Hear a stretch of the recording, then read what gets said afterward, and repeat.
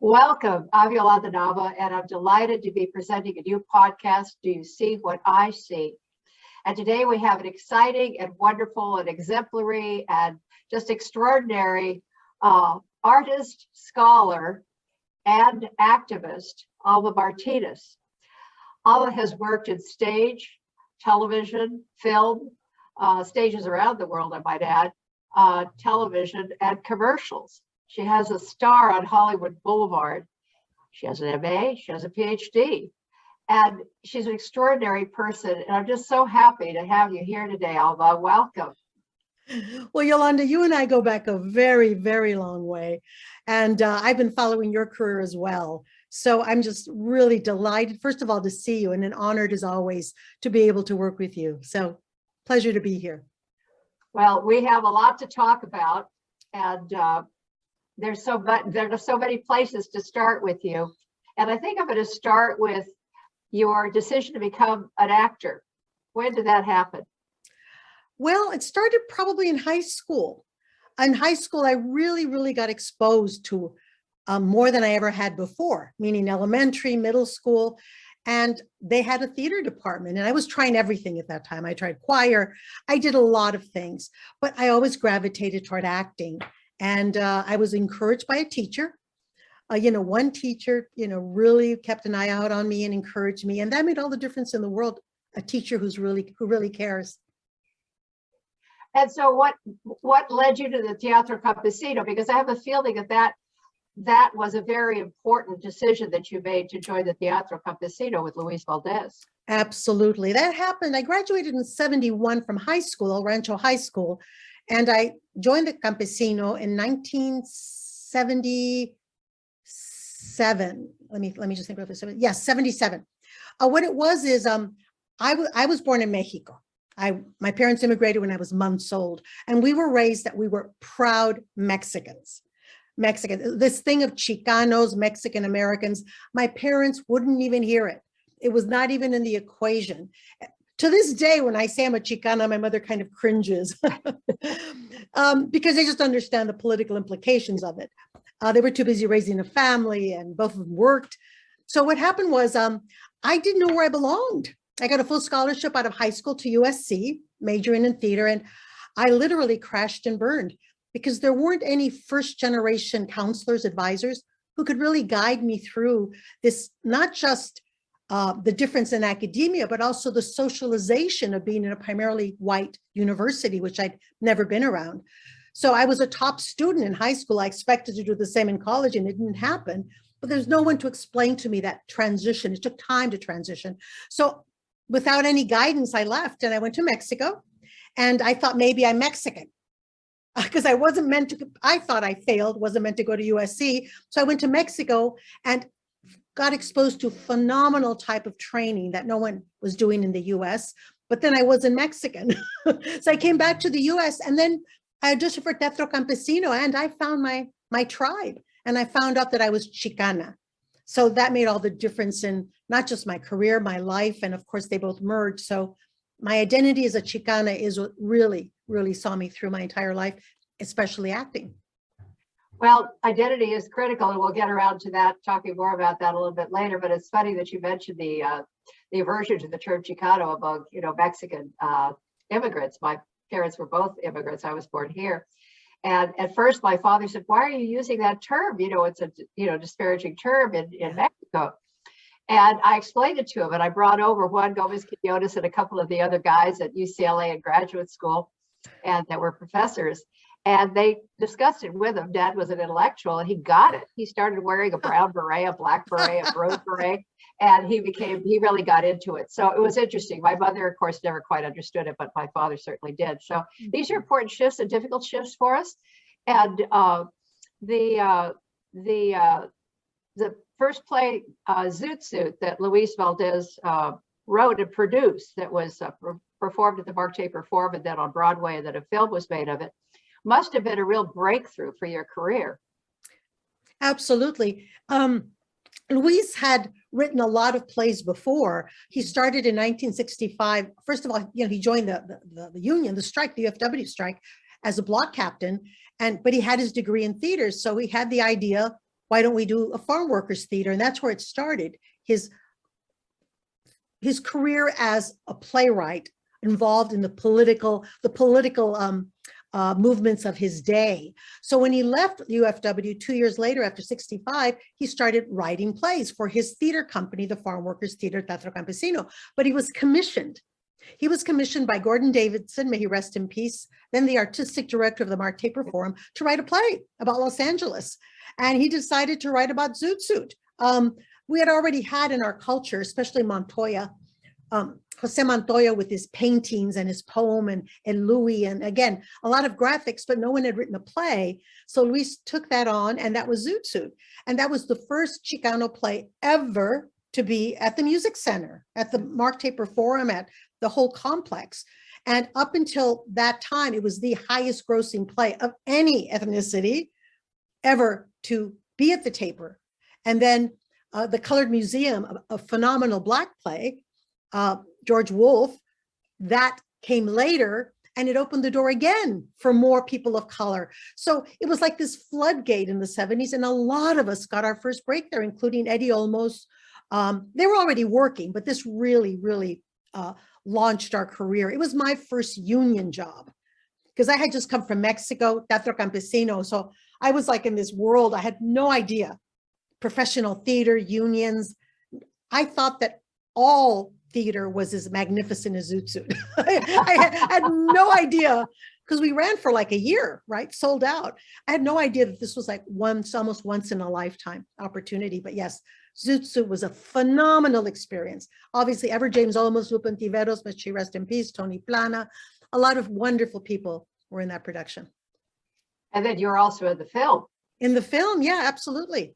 Absolutely. I did Lupe in the film, and that still is, I mean, they teach it everywhere, meaning it's iconic. It didn't get a lot of publicity because back then Universal didn't quite believe in it. You know, they weren't quite sure. They didn't want to put that much money into publicity. And so it wasn't that well advertised as far as its uniqueness, and maybe it wasn't its time. But what the longevity of it now, that everybody sees it in schools and it's still there, I still teach it, tells you it's an iconic movie. And we shot it on the stage because we didn't have the budget for, you know, redoing the 1940s in downtown LA. So we shot it on the stage of the Aquarius Theater, where we had the 10-month run. It's amazing to go back and look at this history and how instrumental really the farm workers union and the strike and all of that activity was in mobilizing communities, not only rural, but urban. And, you know, I'm an urban child. I grew up in Los Angeles, and for us, the Chicano moratorium was really a breakthrough time, and also dovetailing with, you know, the expansion of the women's movement and the Chicano movement. So a lot was going on there back in the late 60s and early 70s. They were very exciting times. God, I love those times. It was just, everything was possible. Everything was possible. Absolutely. And that was such an incredible experience to, you know, to live into that. I wish we could regenerate that kind of feeling. The possibilities are all there, but it seems like a lot of people don't connect with that vision of possibility in our lives. But you know, going through in your career, you had a very interesting career, because it seems when you look back at it, all the things you've done, your bio is actually awesome. And to think what the strategy was, because you started the Teatro Campesino. Of course, you've heard of, you know, breakthrough play, Zoot Suit, and the film, but you managed to work in theater, stage, both in the United States and regional theater in the United States and in Mexico and abroad. And then you got a master's degree in theater at U.S.C.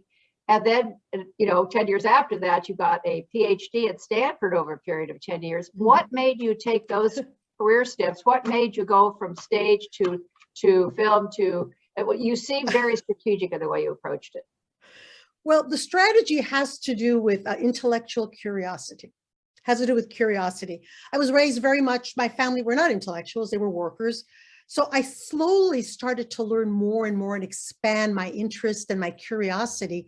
I latched onto acting because being a Latina, basically raised in a white culture, I found it as a way to really just can express myself, specifically in this acting training, Grotowski, it's Polish, Eastern European based, the technique. So what happened was when I joined Teatro Campesino, well, actually, when I was in Mexico studying, they were very involved, the Bohemian theater art students, with the Cuban Revolution. It was 1972, I believe. And they were very much into the Cuban Revolution and Castro and those kind of songs. So I was politicized first in Mexico. And the plays we did were Waiting for Lefty, Clifford Odette. We did Emilio Carballido's plays, which were very socially, with a deep political message to help society. So that's what politicized me. So when I got to Teatro Campesino to audition, that same emotion and fervor I had when I saw the United Farm Workers Union, I was already politicized in the sense of, yes, this is something I can relate to and I can try to help. So my acting took another focus. And then with Zoot Suit, even more. So Teatro Campesino was also not just identity as a Chicana, but everything that encompassed, which was the topical polemic issues of our time. So with that, as I got a career, because of Zoot Suit, I got into the professional career of acting. During that time, I finished my BA at Whittier College. I hadn't finished it. Because again, remember, I was looking for a place where I fit, and I just didn't fit anywhere. I got an M.F.A. at U.S.C. in acting, and I went back to finish it. And what happened was I turned 40 and I realized that I'm not in control of this acting world. I did very well younger, but when I turned 40, like a lot of actresses do, even more so actresses of color, the work isn't there anymore. I always worked, but it wasn't the same caliber of television or film. I mean, I was inducted into the Academy of Motion Pictures, Arts and Sciences in 2013, based on a body of work that I did back then. Because what happened was you get older, and I was turned down by Jack Lemmon, by the way, I still have the letter. My point being that I said, you know what? I'm a theater person. This is what and I love school. School was always my go-to place. I wanted to learn how to act. I enrolled and got a scholarship. Dropped out, got another scholarship. Did odd jobs while I was going to school so I could do a theater exchange in Mexico. The only thing I knew, Yolanda, was school. That's where I learned how to act. I could perform because I didn't know anybody in the industry, much less the industry, even community theater, no one like me. So what happened was, I'll try to make this short. So when I turned 40, it's like, I want to stay. I was, divorced, didn't have a dime, didn't have any money. And I was at Oregon Shakespeare Festival. I was doing a season there. I was doing Macbeth, A Witch, and I was doing Skin of Our Teeth, Thornton Wilder. And I had like 10 months. And I said, I'm going to get a Ph.D. That's it. I decided. The only place I applied was Stanford, and I got accepted. So my point is, school was always the place for me to rejuvenate, regenerate, to learn, to be intellectually engaged, socially engaged. It was always school, Yolanda. Well, that's a wonderful way to approach life, because it is the intellectual curiosity, I think, that's also guided me, and I love journalism for that reason. And just to read and learn and study and continue to grow, and grow into an author. And you're in my book of It's All in the Frijoles. Yes. I cannot answer the door. Goodbye. And they keep pounding. The creation of It's All in the Frijoles was really important to me, much like a real transition, a key point, just like your Zoot Suit, because it interviewed all of you, the luminaries that I interviewed for that book, about the virtues and about our culture, the beautiful qualities in our culture that are empowering and have enabled us to move into justice, and a whole revolutionary movement in Mexico that transformed that society. Everything that went on, the Chicano movement, the activism, the search for political power. There were 5 legislators in the California legislature when I got married to my first husband, my children's father, Mark Torres, and there were so many opportunities for growth. But you're in that book, and you're in the Fortitude chapter, and I want to ask you, what virtues did you learn from your parents and from your culture? Because you have obviously fortitude and resilience and a hard work ethic and a sense of justice and all of these other qualities of character, which are the virtues? My parents, first of all, the idea of a 19-year-old, a 20-year-old, and a 22-year-old, my parents, coming to a country that they're totally unfamiliar with, didn't speak the language, to try to give their kids a better chance. There were just two daughters. My older sister was 2 years older, and I was months old when we came. So what we saw was my dad got two jobs. He had two jobs. He worked like a smelting plant at night, Eli Lilly, midnight shift. My mother, she tells me stories. She was pregnant, and my mother wanted a house that was yellow. She wanted a picket fence. She wanted tulips. She wanted a driveway with cedar lined driveway. My mother was raised on the American dream, like a lot of us, television, telenovelas. Yeah. It's like, that was her picture. And she got it. They bought a house for like $3,000. They painted it, they fixed it, they put the toilet inside, they added a little bathroom, and again, she got her tulips, the house, and she was pregnant on a ladder. She says the neighbor was like shocked, painting. So it's almost like I didn't see that, but I recognized the resilience, the idea of this is what I need to do. You don't think about fear. You don't think about impossibilities. You don't think about roadblocks. It just needs to be done. Yes, I'm tired. Yes, sometimes I'm fed up. Sometimes I don't want to deal with anything. But when we kick into gear, the Martinez women, when we kick into gear, this needs to be done. Everything falls away and we do it. All fears, all hesitations, because we know this is the right path. Well, it's called ganas, I think. And the Ganas, but we have the Sepulveda, my mother's family are Sepulveda, and the Sepulveda women are very strong. I never understood this negative stereotype of, the Mexican American people in this country because, the women of my family were strong. And yet they took that study, I think it was a Cluck-Tuck study that I learned about in college. And it was a study done on 15 families in Brownsville, Texas, for God's sakes. That's not the world. That's not the world of Mexicanos or Chicanos, Mexican Americans or Latinos, Hispanos. And so it's a very narrow window and view and very limited. And on that, everything else has been based, which is absurd. So yes, we have these. That's why I did the Frijoles book, because I wanted to capture what has empowered us. What has provided this tremendous resilience and fortitude, the hard work ethic that people have? And you ask somebody that's working, on a construction site, they're going to say, well, I'm digging a ditch, or I'm doing this, or I'm pouring the cement. Don't you see? But the Mexicano is going to say, I'm building a beautiful cathedral, or I'm building a beautiful school. And it's that sense of seeing the vision of something much larger than the simplicity, perhaps, to other eyes, of that particular function. But it is very important to have these qualities, and they are what drive people of any background to be able to experience and live their dream. In looking back at some of this, what would you offer to people having gone through so many experiences yourself, especially in the world of theater and film, which is a very difficult place for women, period? And what would you share with students and people going into the field? Well, I'm a professor at the University of Laverne, and I have a lot of kids who want to be actors. And what I tell them is, it's like, you have to really every day know this is what you want to do. It's not something you want to dabble in. Some people say, well, I want a safety net. Some people say, well, I just want to do it on the side. Well, I want to see if I make it. All of those kind of if, it doesn't work if you want to be an artist.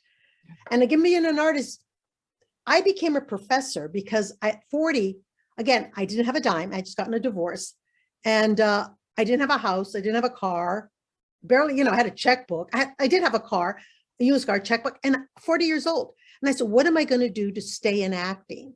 So I became a professor of theater, which keeps me in the theater every day. I act every day in my class. So I tell the young people, it's got to be a burning passion. If there's anything, if there's anything else you want to do, oh, I think I want to be a lawyer though. I think I want to, I think I want to, get into computer science, do the other thing, do computer science, do lawyering, do lawyering. But if there's anything else you want to do other than acting, do it. People who become actors are because they have no other choice. Well, They have no other choice. this is true. It has to be a compelling desire, I think, in any of these really creative fields, because it's not easy. I had forgotten, and you and I both got divorced at the same time. Oh, we did? Oh, yeah. I was My goodness. 40.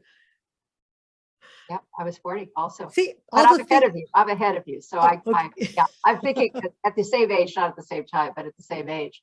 And these are a lot of the life cycles that women will go through. Yeah. And I had 2 children at that time, that were 5 and 10. So yes, that adds some stress and some change and everything else to what life brings. But But also I- motivation, Yolanda, motivation. My mother Yeah. always said, you children, having the 5 children is what motivated me every single day. Every single day was my children. Go ahead.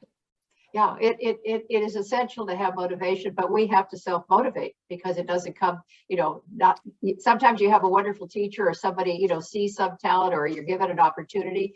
I know my opportunity in television came because I was an activist, and I formed an organization, Comisión Femenil, to empower Chicana women. And that was what allowed me the opportunity, because I was seeking to serve and help and move our community forward to empower other women and Chicanas. And that gave me my first opportunity. And I think, like you, I think we're blessed when we have that desire to serve, to improve the community, to, help make the world a better place. That will provide its own energy. Yeah. But moving from the idea of the virtues and the experience and what you would share with other people and other students who want to have creative lives, but to have any kind of life, you have to dedicate yourself. I remember you were getting your Ph.D. at Stanford University. I always wanted to go there. You were getting your Ph.D. there when Joaquin was attending undergraduate school at Stanford. That's right. I ran into him there. That's right. He was taking acting classes then. That's Yes. right. Yeah, he was taking acting classes, but we also went to visit him and pick him up. And it was at I think he had moved from the dormitory to a fraternity house, and we were going to pick him up for lunch at the fraternity house, and he comes running across the lawn of the fraternity house towards the car, and I go, "Oh, there's my baby." Oh. And you said, "That's no baby, that's a hug." Well, that hug but too. He was an actor for 10 years, but now he is in politics, the family business. And he's a Cesar recorder in San Francisco. So there's my baby. And your daughter, please. We have to give her. She passed the bar. She went to Hastings Law Mm-hmm. at 40. She finished at 40. And so for her, it was going back and doing what you did to move forward. She decided to go back and go to law school and have a new career. You talk about the virtues. I think one of the things I want to say is you can't look at age.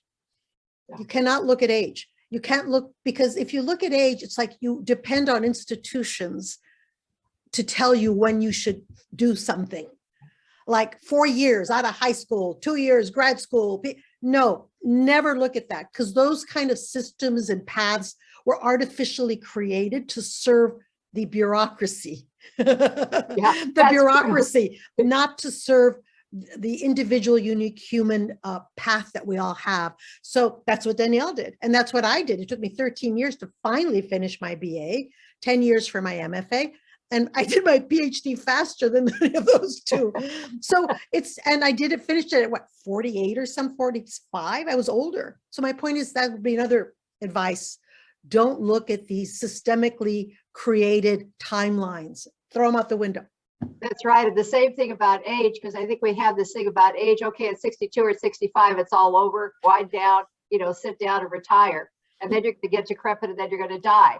And so now the new middle age is 65 to 85. Old age starts at 85. And in some studies, they've revived people that were the most frail in nursing homes between 86 and 92. And when they put them on an 8-week exercise program, they literally came back to life. So exercise, eat right, and have your dreams, and keep working towards the dreams, and maintain that intellectual curiosity, like you as you described. But the you've had so many things that you've done, Alba. I mean, you're a professor, and I want to talk about what you're doing in the contemporary times at University of Laverne, and mixing media and theater and everything else. But to go back to 2010, when you were so gracious and invited me to join you when you were presenting Zoot Suit in Spanish with Luis Valdez as director again of his own play. And you also created a symposium. But let's talk about the play first. What inspired you to want to develop that play in Spanish in Mexico? Well, if you remember, when I dropped out of U.S.C, I was completely lost. And I went into a depression. I had no idea that's what it was. And I've never sunk that low ever before because I understood what it was. Deep depression, because I thought I had failed. I was the excellent, top of my class, high school student, miss, football, this music department. I was all over. I was like one of the bells of the school. And then to go to SC and crash, everything fell apart for me, everything. I thought I'm not meant to be a college student. Yeah. So I went to Mexico. What I found out in Mexico, as I told you, I was the American, I was the gringa. I did never fit in. I did well, but I didn't fit in. I was always the foreigner. But soon after, I went back to Mexico City to study at a conservatory, El Centro Universitario de Teatro, Mexico City. Specifically, I dropped out of Whittier College. Again, I didn't finish my BA, went to Mexico City. It was part of the National University of Mexico. I auditioned. They chose 14 of us out of 200. Tuition was free because I was still a Mexican citizen. Because remember, I had no money. Everything was scholarships. Yeah. So there is when I realized, you know what? I'm not Mexican. But before I went there, I had seen a Teatro Campesino. They were at Whittier College touring. And I went, who are these people? I so connected. I had never seen anything like that. That was my tribe, but was already going to Mexico. So when I was in Mexico studying Grotowski, I kept Teatro Campesino. I didn't know I would be working with them like a year and a half later.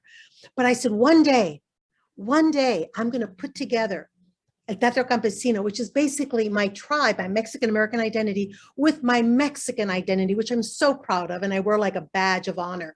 One day, I told myself, back then in 1976, I'm going to bring them together. And it happened in 2009. You've had so many successes in your life, and the Star on Hollywood Boulevard, and awards and acknowledgments and all of the rest of it, and just a stellar career. But you've also had your challenges, and those challenges included, filing a lawsuit, for tenure, going through some physical challenges. What empowered you to move through those critical, cataclysmic, traumatic, life-changing events? You go back to your virtues. As people of color and women, and I have to tell you, even in my own family, Mexican culture I was raised in, it's a very male dominant culture. And I saw how my dad was threatened by my mother's ambition, her success, and how his pride was bigger than even our family's financial security, his pride. So he held her back a lot. I won't get into the details, but it was really, I saw that. And as I grew older, it's like, I saw it as such an injustice. So I tell people I have a really, really, really low levels or high level of sensitivity to intolerance. My radar is always out there. No matter how small or large, in this feeling of people who are intolerant, discrimination, the sense of what should be right or wrong. It's just really tuned in because of the way I was raised, and also as a person of color growing up. The things that I see or I experienced, sexually harassed. The very first film I ever did, sexually harassed, and I literally ended up young actress, had just finished Zoot Suit, 20-something. I literally grabbed the producer, shoved him against the wall, and told him where to go. Oh. I'm not even going to say, but that was my first film experience, shoving the producer against the wall because he was harassing me. Because anyway, my point being that where do I get it? It's the sense of what is right. Remember, I told you that when I put something in radar, everything else falls away.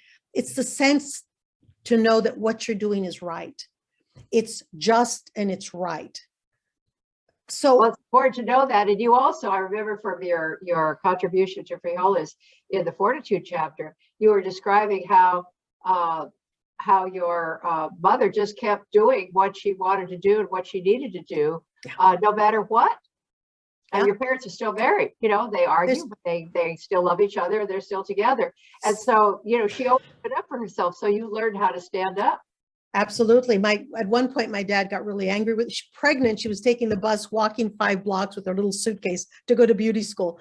But my favorite saying now, and I tell this to young people, there's one. One is, I love the stars too much to be afraid of the night.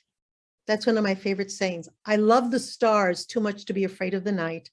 And my other is, stay strong in the truth. So how do I do it? I have a sense that this is the right thing to do. This is the truth. So the truth in whatever I do makes me strong. And I've had to have a lot of strength gathering when I entered academia, which is a whole other ballgame. Yes, I worked in it. Yeah, a whole other ballgame. Yeah, I had a year of at the top of the State University and college system.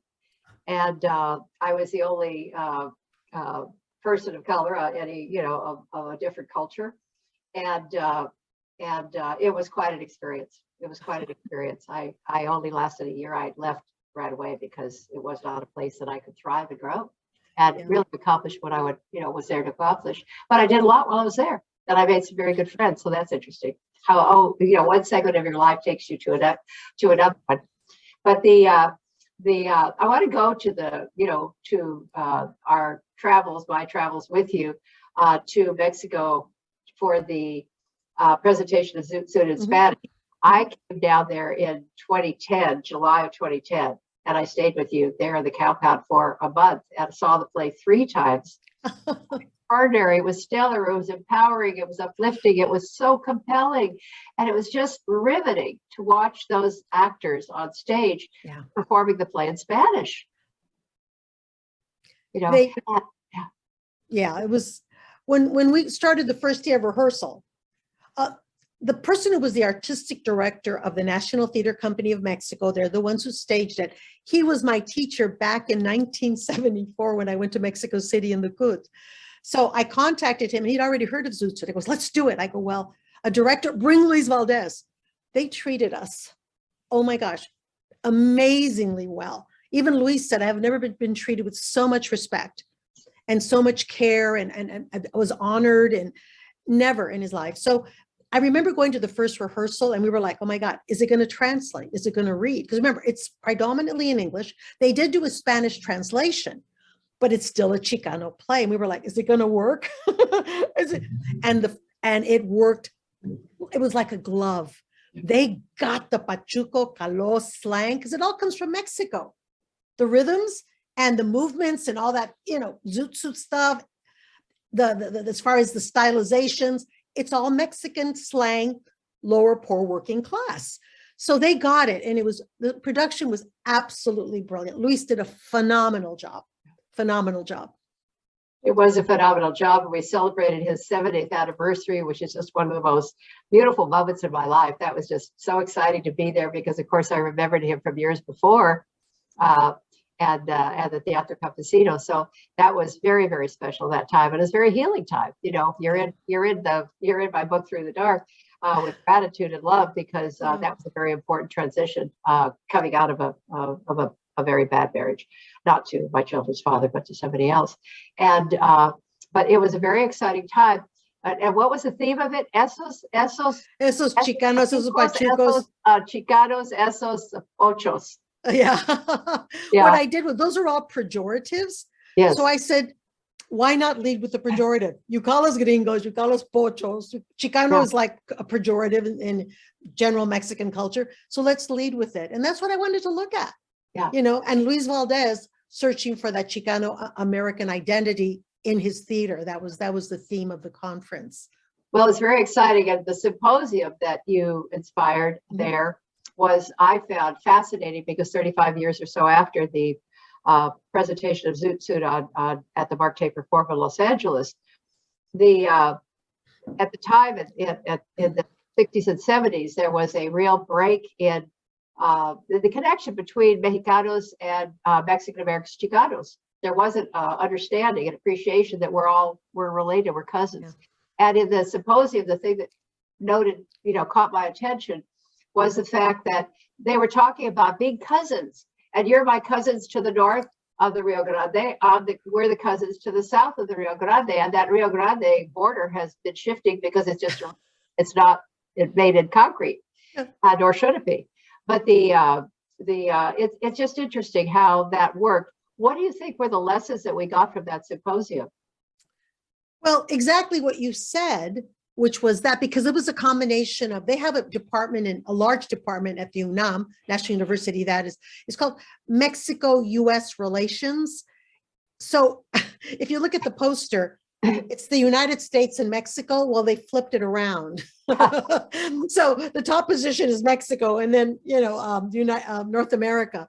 So they're looking at the relation of Mexico-U.S. relations from a Mexican perspective. So they were one of the people who actually helped organize it. And then I brought in Pomona College, I think came in at that point, UC Santa Barbara. They helped us, organize with some funding. So I just think for me as a theater person, it's like theater was the tool, the instrument, the art form through which we all could communicate. We may not be able to verbally resolve things like, through diplomacy. I mean, it works, it doesn't work, but Zoot Suit will always be there, and Zoot Suit will always ring true to the heart of it, which is we are the same. Pachucos, Chicanos, Latinos, Mexicanos, Norteños, people from the border. It's always there. And it's like this truth. It's a truth.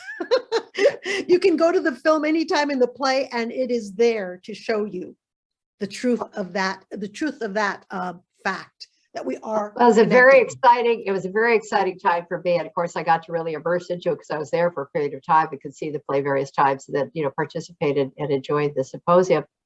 But moving forward, you're now at the in the Film and Media Arts Department at the University of Laverne, and you're now looking at mixing media and show. We were talking about foreign affairs and how our U.S. foreign affairs in Latin America has often been so misguided because we don't understand the history or the politics, or the fact that the Latin America received the same messages of democracy from France as we did here in the United States. Okay. And they've been still trying to live them out. And so when you have these democracy movements, you're accused of being communist, and that's not the case.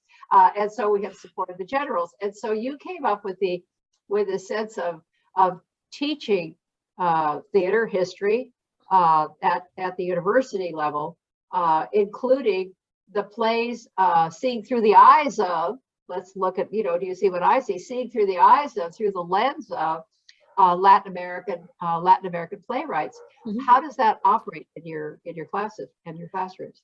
Well, what I, again, remember, I think I'm going to digress a bit. What getting the PhD did for me, it opened me to a whole new community of phenomenally interesting, people and books and ideas. I am so grateful and love that I got the PhD, because it opened a whole other world to me that I wouldn't have gotten as an actress. So consequently, what I realized when I was teaching the theater, it isn't just about performing. How can I use theater to help a better understanding of, again, these international relations, Latinos in the US, America, and Mexico and Latin America. So what I did was my class, I call it Staging the Latinx Latin American Revolution. So I look through plays, which really are narratives, personal narratives, stories that were written in periods of upheaval, revolution, US economic intervention. So I basically teach it, and I use the plays as narratives. So that class, because I use that to explain, the big question is, why are so many Latin American people coming to the US? Why are there tens of thousands of people at the border? Why are they clamoring to get in? So this is my way as a theater person to tell the stories of all these countries through the plays. why they're having, and films, why they're all coming to the US. And what is our part in that? Because the US, because of economic expansionism, we have a good part in that. So that's what I teach. And it's a way of combining my theater, my politics, and my creativity, because it's a challenge. How do I engage these young people with ideas they've never heard before? Decolonial theory, critical race theory. How do I make it non-academic and make it pertain to their everyday life? And that's a challenge. And I love it. I love the challenge. Well, and we love you for all the work and the creativity and your various stages of life, the 3 lives you've lived as an actor and as a scholar and as an activist. They all come together, and they're all guided by truth, by virtue, by love of community and country and culture, and wanting to make the world a better place. All that. So I'm very grateful for you participating, and suerte, and many, many blessings. Thank you so much for joining us. Gracias, Yolanda. Gracias.